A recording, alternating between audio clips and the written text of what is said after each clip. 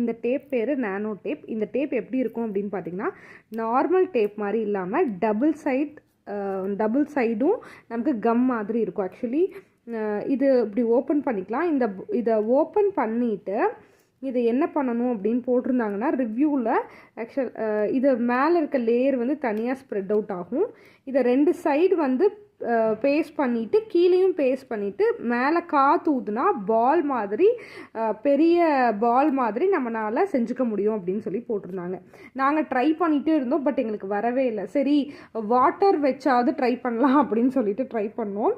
Finally எங்களுக்கு 3 days try பண்ணி ஒன்றுமே வராமல் ஃபைனலாக எங்களுக்கு ஒரு நானோ டைப் வாட்டர் பால் வந்திருக்கு. இது எப்படி பண்ணோம் அப்படின்னு கேட்டிங்கன்னா, இந்த நானோ டேப்பை என்னது பைப்பில் ஃபிக்ஸ் பண்ணிவிட்டு அதுலேருந்து வாட்டர் ஓப்பன் பண்ணி விட்டு ஃபைனலாக பேஸ்ட் பண்ணியிருக்கோம். இதில் நாங்கள் எக்ஸ்ட்ரா எதுவுமே யூஸ் பண்ணலை. தேங்க்யூ.